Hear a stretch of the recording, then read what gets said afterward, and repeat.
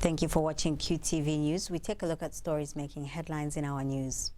A consortium of civil society organizations has jumped to the defense of constitutional lawyer John Sangwa, who has come under attack over his opinions on the eligibility of President Edgar Lungu to contest the 2021 presidential elections. The Zambia police have expressed ignorance on the purported arrest and release of 2 suspected gassers in Eastern Province. And over 499 girls have been retrieved from early marriages and taken back to school in Chilanga district. And now the news in detail. A consortium of civil society organizations has come to the defense of constitutional lawyer John Sangwa, who has come under attack for expressing his opinion on the eligibility of President Edgar Lungu to contest the 2021 presidential elections. The CSOs include Chapter 1 Foundation, Alliance for Community Action, CTPD, Action Aid, NGOCC, Caritas Zambia, the Civil Society Constitution Agenda. In a joint statement, the CSOs have pointed out that Article 2 of the Constitution of Zambia recognizes the right of every person to defend the Constitution and places a duty on anyone that feels the Constitution is being overthrown, suspended or illegally abrogated to defend the Constitution. They note that the attacks on Mr. Sangwa are characteristic of the shrinking civic space in Zambia. They have pointed out that incidences such as cadres disrupting the Law Association of Zambia debate on the Constitution of Zambia Bill number 10 and increased incidences of arrests for social media points is worrying. The CSOs further state that attacks on people discussing important governance topics such as the Constitution should be discouraged in a growing democracy. As democracy thrives, the marketplace of ideas is allowed, if ideas are allowed to flourish. They have stressed that the issue of understanding who is eligible to stand for elections as president and how long a president can remain in office is a subject that is integral to the fabric of the country's governance and democracy. They have since encouraged all stakeholders to be open to hearing opposing opinions, as this builds a culture of dialogue rather than conflict. The Zambia police has expressed ignorance on the purported arrest of 2 suspects in Eastern Province in connection with the gassing as claimed by the UPND. The UPND claims it is aware of the arrest of Malon Banda and Given Piri a few weeks ago in connection with the gassing incidents, who have since been released in unclear circumstances. In an interview with Q News, police spokesperson Esther Katongo says she is not aware of the arrest of the purported suspects. Ms. Katongo has since challenged the UPND to help the police with more information about the purported arrests and release of Malon Banda and Given Piri. She says what she knows as police spokesperson is that investigations into the spate of gassing in the country are still ongoing. Get information from them. Since they work in the police, get information from them. Let them explain to you. Otherwise, I'm not aware about that. I don't know the people they are referring to. And we even have a display here, just come for the display, and I'm not aware about the people they are referring. What I know is that our officers are investigating those matters of gassing. So to say some people have been released and the like, I think they need to give us more information. Like for me, I'm not aware about that. Could you tell us then how currently are being prosecuted? No, we'll give you at an appropriate time. Yeah. I think you heard when the president was addressing the nation through parliament, he mentioned all those things. Meanwhile, Home Affairs Minister Stephen Kampiongo has advised people in the country against speculating on who has been arrested in connection with the spate of gassing in the country. Mr. Kampiongo says it is important for the people to believe the Zambia police when they tell them the nation of an individual they have arrested for a specific crime. In an interview with Q News, Mr. Kampiongo has explained that if the police have arrested Kaba Somulenga, commonly known as Sparks, for murder, it means that it is the offense he has been charged with. Mr. Kampiongo states that it will not be helpful for anyone to start speculating about other charges the suspect has not been charged with. The police have made it very clear on what the gentleman you are referring to has been arrested for. So don't speculate. And you in the media must pay critical attention. When the police are saying you have been arrested for motor vehicle theft, it must be motor vehicle theft. You don't have to speculate and talk about other things that they have not spoken about, because you'll be going to the court and following up on these cases. So to start speculating on other things that are not part of the charge is not helpful for you disseminating information to the people. So if they say this person has been arrested for murder, It's murder that they pronounce themselves on. And you know, to add on that, we have seen a lot of people prominent who have ended up in the courts of law and eventually in the correctional service. We are not looking at anyone's political affiliation when we are pursuing criminals. And that's the way the police work. Speaker of the National Assembly, Patrick Matibini, has called for massive sensitization of the Zambia population-based HIV impact assessment Zamfia survey before it is rolled out. Speaking during an orientation meeting hosted for members of parliament by the Ministry of Health on the Zamfia 2020 survey, Dr. Matibini says this will help citizens targeted to embrace and fully participate in the survey. Dr. Matibini has noted that the world is grappling with HIV and AIDS pandemic and also aspiring to end AIDS by employing aggressively the UN AIDS 90-90-90 fast-track targets. He says in order for the country to achieve these noble goals, it is vital for parliamentarians to be updated on the policy measures and actions being implemented by government to control the HIV pandemic by preventing and reducing new HIV infections, while sustaining the health of those already infected with the scourge. Members of Parliament should also utilize the information gathered here in carrying out their legislative and oversight roles in relation to the subject matter. It is also opportune that this meeting is being held at a time when the world is grappling with HIV and AIDS pandemic, and also aspiring to end AIDS by employing aggressively the United Nations AIDS 90-90-90 fast-track targets. You recall, honorable members, ladies and gentlemen, that the UNAIDS 90-90 fast-track targets are that by 2020, 90% of all people living with HIV will know their status. 90% of all people diagnosed with HIV will receive sustained ART therapy, and 90% of all people receiving ART treatment will have viral suppression. In order for Zambia to achieve these very lofty and noble goals, it is vital for parliamentarians to be updated on the policy measures and actions being implemented by the government to control the HIV pandemic by preventing and reducing. Speaking earlier, Health Minister Chitalu Chirufya says close to 1.1 million people in Zambia are now on ART. Dr. Chirufya says health is a non-partisan issue, hence the need for members of parliament to support the health sector. And Clerk of the National Assembly, Cecilia Mbewe, says parliamentarians will be better equipped to explain to their constituents the purpose of the Zamfia survey so that they can appreciate its relevance and benefits. It is important for us to assess progress from the time we assessed the HIV/AIDS program in 2016, in order for us to inform policy direction and also for us to assess progress towards epidemic control of HIV/AIDS.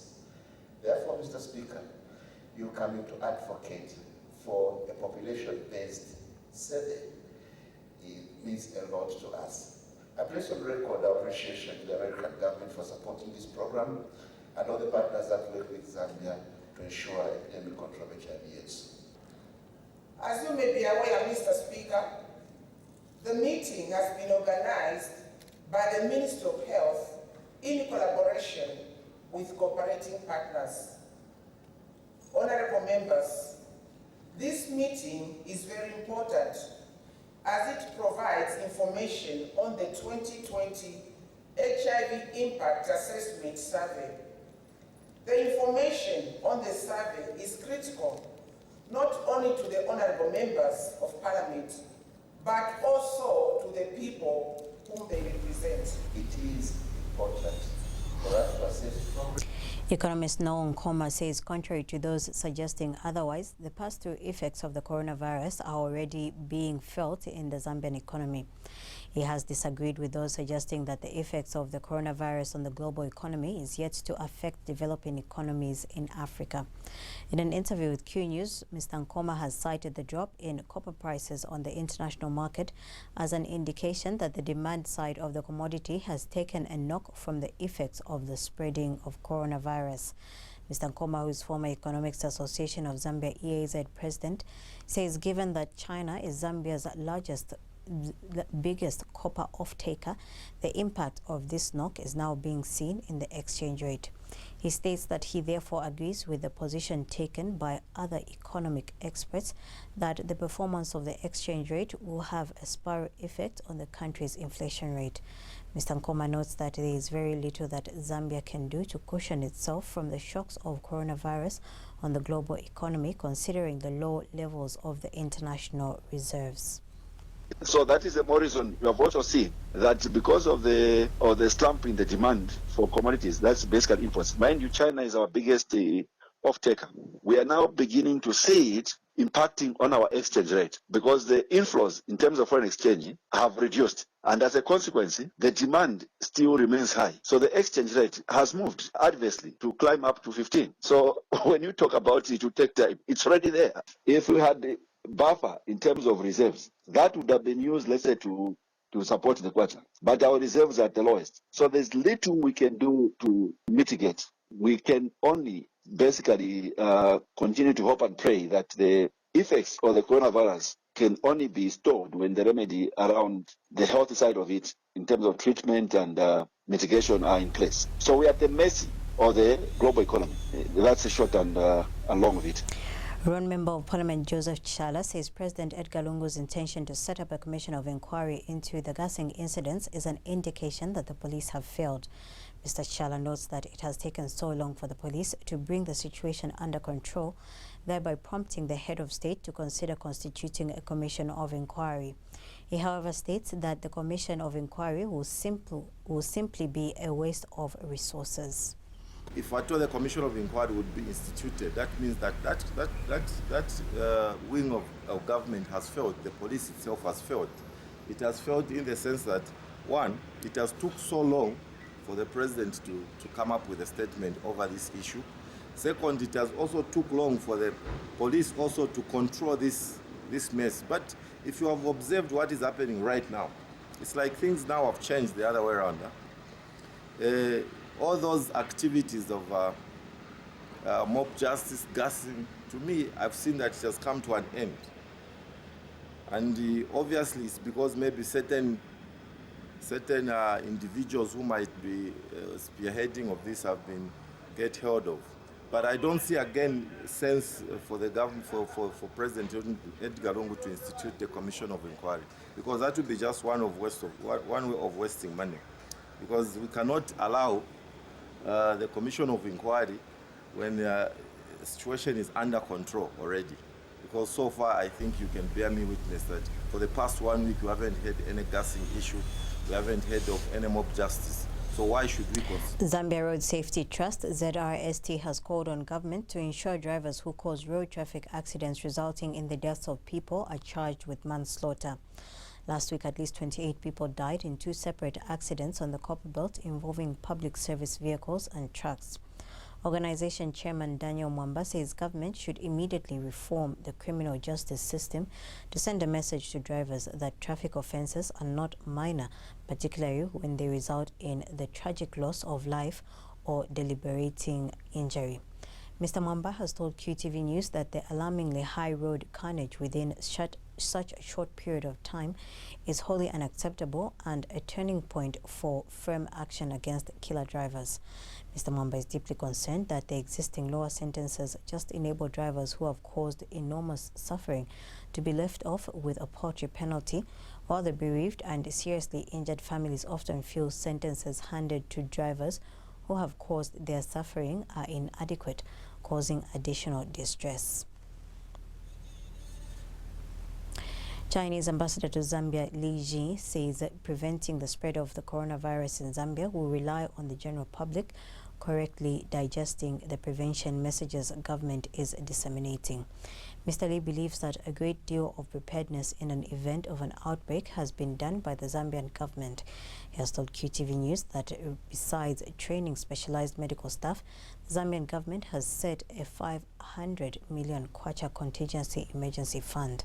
Mr. Lee says the Chinese government, on its part, will work closely with the Zambian government by sharing experiences on how to prevent the spread of the coronavirus. Strongly vigilance and also a great deal of work have been done to prepare for the surveillance and also public awareness. I think the comprehensive measures have already been taken, including the allocation of emergency fund and also the training of professionals. This message would be correctly digested by the general public, and there's the need for concerted efforts. The public and the government, the NGOs, and all cooperative partners. We will work, China, we will work closely with Zambia to make sure that we can share experience and support each other. The Brazilian government has awarded 30 agribusiness scholarships to Zambian students.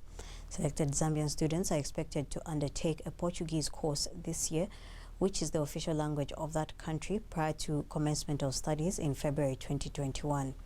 Chief of Education Division in the Brazilian government, Beatriz Augusta, told Zambia's ambassador to Brazil, Alfreda Kansembe Mwamba, that with 30 scholarships offered to Zambian students, a meritorious universal selection process is required to pick deserving candidates. Speaking during a meeting at the Brazilian Ministry of Education, Ms. Augusto said the students who meet the criteria will be required to undertake free Portuguese lessons before traveling to Brazil for 5 weeks. The Ambassador Kansembe has thanked Brazil for the scholarships. In a statement issued by First Secretary Press and Public Relations at the Zambian Embassy in Brazil, Grace Makowane, Ambassador Mwamba says the scholarships in the field of agriculture will drive the economy of the country. The selected students will study at the University of Central Patos de Minas, UNIPAM, which is accredited to the Daniel Franco Institute. Thanks to UNIPAM, Brazil is offering 30 scholarships in agribusiness for Zambian students, and we are expecting that these students speak at least some Portuguese before they come to Brazil. So Brazil asks Zambia to provide a space in order for these students to have at least 4 previous Portuguese classes before they come to Brazil and start their courses in UNIPAM. Thank you very much. 50 years of friendship between Zambia and Brazil culminated into Brazil offering Zambia 30 scholarships for Zambian students to come and study here in Brazil at the UNIPAM University in agribusiness. As we all know, agriculture will be the main driver of the economy in the years to come. United Party for National Development UPND Nalikwanda Member of Parliament Professor Geoffrey Lungwangwa has backed the intention by President Edgar Lungu to set up a commission of inquiry into the gassing incidents that recently characterized most parts of the country. Professor Lungwangwa tells Q News that there is need to get to the depth of the issue so as to ascertain the cause, reason and motive. He says appointing a commission of inquiry is therefore of paramount importance to establishing the truth. Professor Lungwangwa is optimistic that President Edgar Lungu will appoint the commission of inquiry soon as to get to the bottom of the gassing incidents. I think that's extremely important. You know, the issue of gassing in the country that has taken place over the past couple of months has raised a lot of insecurity in the nation. As you are aware, Zambia has been a very peaceful country, and we are the envy of many African countries because a lot of African countries are in turmoil. Look at what's in South Sudan, Mali, Central African Republic, Congo, our neighbors here, and in many other countries, okay? The issues of insecurity paramount. The AU spends huge amounts of its budget, on monitoring the issues of peace, and conflict in Africa. Now, the gassing that has taken place has raised a lot of insecurity in our country. This is strange, in the country. And we need to get to the depth of this problem. What caused this? And I think the Commission of Inquiry will be very, very important in order to look at where this thing has come from. Why was it, instituted? Over 499 girls have been retrieved from early marriages and taken back to school in Chilanga district, while 279 women are undergoing adult education. Chilanga District Commissioner Edith Muwana says it is the desire of government that women and girls attain the much-needed education for them to be a part of their male counterparts in society.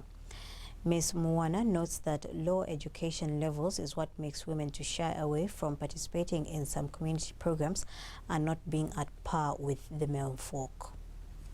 So with the gender balancing issues, we are trying to see to it that our women are educated, because when a woman is educated, it will be easy for them to fit in any program. I think most of the times what makes women to shun certain programs is because of education levels. And through government, we have women that have gone back to school and are being sponsored by government, the non-formal education. And also we are trying to see to it that we encourage our girl child to go back to school. We have certain girls that we've identified that had gone for early marriage. We've put them back from that early marriage and we've taken them back to school. And through Civica, a program that is under the social welfare, we've managed to take back to school 499 girls, and 279 women are back in school. Ministry of Housing and Infrastructure Development Permanent Secretary Charles Mushota says it is totally unfounded for anyone to insinuate that government is to blame for the flooding in Lunga district in Wapula province. Mr. Mushota says every year the ministry makes a budget to dredge canals and submits it to the Ministry of Finance for the release of the money. He, however, states that people should understand that there are a number of needy areas that need to be funded by the Treasury. Mr. Mushota points out that recently a number of bridges have been washed away and government is working to address these matters. Except that, when things like that happen, people tend to always, blame government. The government is responsible government. Okay? It's responsible government. And dredging of canals is a continuous process. Okay? It's a continuous process. And every year, the ministry makes a budget to dredge, not just the canals in Lunga, but all the canals throughout the country. Wherever there are canals, the ministry makes a budget and submits to the Ministry of Finance for them to release the money, which we did, and the budget was approved, and we wrote to the Ministry of Finance. But you notice that the needy areas are so many. How many bridges have we had washed away this current season? It's a lot. Nominated Member of Parliament Raphael Nakachinda claims the Neves Mumba-led MMD leadership has been rejected by all party members, as evidenced by the non-participation of the party during the International Women's Day commemorations. Mr. Nakachinda says the MMD will end up in extinction if Dr. Mumba continues to impose himself as party leader. Mr. Nakachinda, who was the Felix Mutati MMD faction national secretary before the court declared Dr. Mumba as the legitimate MMD leader, has expressed disappointment over the failure by the women and other MMD party members to participate in the 2020 International Women's Day commemorations when other parties, including new ones, participated. Like we have stated in time past, that the leadership of Dr. Neves Mumba has been rejected by the members of MMD. as it was demonstrated yesterday, that no single member of MMD was willing to go and participate in the commemoration of Women's Day under his leadership, which was the first time in the history of MMD that MMD was not participating in that event. It was a sad scenario to witness. We have newcomers on the block like DP, NDC, small political parties who were participating yesterday. And then the former ruling party, which was privileged to have been in government for 20 years, to find itself absent is very sad. It's an injury to democracy. It's an injury to what MMD believes in and brings on the political platform. And I think Dr. Mba should be ashamed of himself that in all his tricks to impose himself on the movement for multi-party democracy has only gone But to... MMD spokesperson Kesvas Mukuka has wondered why Nakachinda has continued to poke his nose in the affairs of the former ruling party. Mr. Mukuka says the party is not bothered by whatever Nakachinda is saying because he wants to impress the appointing authority so that he can be seen to be relevant. He has, however, explained that the party did not participate in the International Women's Day commemorations because there are several other equally important activities the party has lined up, cutting across the nation. The reason why our women could not participate in yesterday's International Women's Day, it's very simple.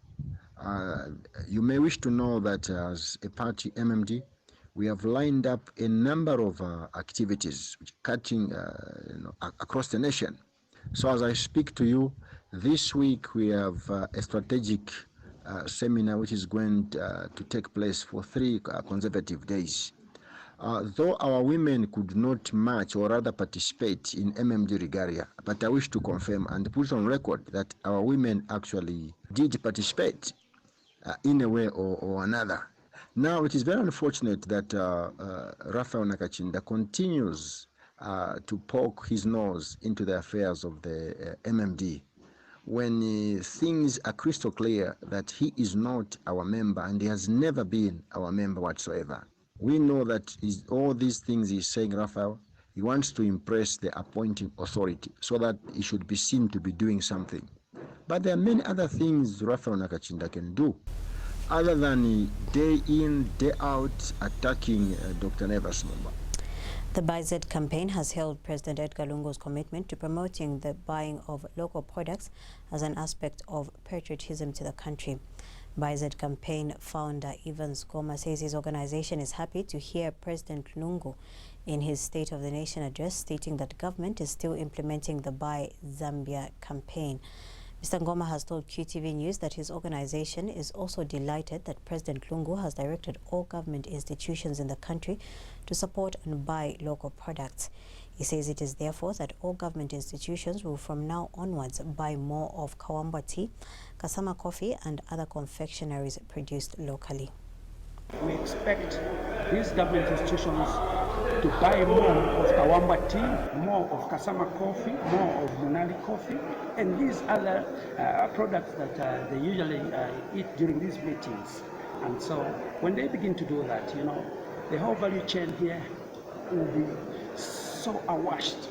There will be too much of employment because the demand will be high, and so now the value chain there will be need for them to step up in terms of production. And so as it does it, we are so happy and delighted, and we hope that they will follow the directives. Sure. Okay. The same can be replicated when it comes to school furniture, which we had over and over. And we are yet to visit the Ministry of General Education as advised it to go and get the statistics to see how many people they have helped so far in making this buying local come as a reality. And finally, in sports news, defending Absa Cup champions Zesco United will battle it with their nemesis and town rival Forest Rangers for a place in the semi-finals of the 2020 Absa Cup. The winner between Forest Rangers Football Club and Zesco United, who have been given the old Barclays Cup trophy to keep having won it a record 6 times, will meet the winner between Kawe Warriors and Napsa Stars Football Club. Ghana have been drawn against National Division 1 side and townmates Kitwe United Football Club, with the winner taking on either Green Eagles or their sister club, Young Green Eagles Football Club, in the semi-final. The quarter-final games will be played between 21st and 22nd March 2020. Speaking during the launch of the tournament, ABSA Zambia Managing Director Mzinga Melo says the bank has invested 3.8 million kwacha in this year's tournament, with winners expected to walk away with 600,000 kwacha, while the runners-up will get 250,000 kwacha. Here's a report. ABSA Bank Zambia has launched a 3.8 million ABSA Cup Championship, which will see the top performers in the first Super Division and the National Division 1 League face off in very intriguing fixtures. According to the draws conducted today, defending champions Zesco United will begin their title defense with a quarter-finals tie against rivals Forest Rangers, while Kitwe Giants Nkana will face off Division 1 representatives Kitwe United in a Kitwe derby set for March 22nd at Koloma Stadium in Lusaka. The 2012 Barclays champions NAPSA will play Kawa Warriors, with Tokatwende Green Eagles taking on Young Green Eagles in a battle of the brothers. Speaking during the launch of the 14th edition of the ABSA Cup, Minister of Sports, Youth and Child Development Emmanuel Mlenga hailed ABSA. It is without a doubt that the success of the Premier League can, to a large extent, be attributed to the ABSA Cup and the investment made by the bank to ensure continued hosting of the Cup. Ladies and gentlemen, I wish to inform you that the government of the Republic of Zambia, through the Ministry of Youth, Sport and Child Development, values the support provided to football by ABSA Bank. On behalf of the government and the ministry, I wish to applaud your efforts in complementing government efforts in investing in sport. And ABSA Managing Director Mzinga Melo said ABSA remains committed to the development of football in the country, hence the 3.8 million kwacha investment. It's an exciting year for us. It's the 14th year that we are sponsoring, the ABSA Cup, and it's the second year it will be called the ABSA Cup, and it remains bigger and better, and it has increased to 3.8 million kwacha from 3.4 million kwacha the previous year, and 3 million the other year in 2018. So you can see the increase from 3 million to 3.4, now to 3.8. It really remains the bigger, and better, cup on the country. First President Andrew Kamanga was present, and MultiChoice Zambia was represented by Chief Customer Officer Liang Homa. ABSA Bank remains one of our biggest platforms through which FAS identifies outstanding talent for our various national teams.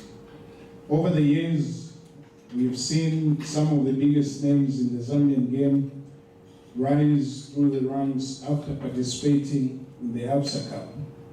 Our national coaches have always kept an eye on the ABSA Cup to identify some of the nation's hottest prospects. MultiChoice Zambia has played a fundamental role in helping to build Zambia's football community. Through broadcasts, we enable clubs to generate sponsorships and ticket sales, all the while supporting careers in the sports field and creating more funding for sports development. Representatives of the 8 featuring teams had this to say regards the draw and the tournament. So the game is 90 minutes, even if you predict a win, but prove it at the end of 90 minutes. But you'll find it tough now. Those were hot days. We are coming in this tournament as underdogs, but we are promising to make wonders. It will be a battle for brothers, actually. So it has happened. So Forest Rangers, I know we are cross-town rivals, and I know every time we meet, it's always an interesting encounter. But we can rest assure you that we are here to defend the title, and this time around, we should be able to beat them again. And we're so happy as Forest Rangers to be part of the ABSA, and we are going to get it. It's our cup. with the confidence that we have. It's our job. This year's winners of the ABSA Cup will bank 600,000 kwacha, 100,000 kwacha more than what Zesco United got last year, while the runners-up will get 250,000 kwacha. Coach and player of the tournament will collect 20,000 kwacha each, while man of the match will walk away with 10,000 kwacha each. Nakaonga reporting for QTV Sports News in Lusaka. That sporting item brings us to the end of the news. Thank you for watching.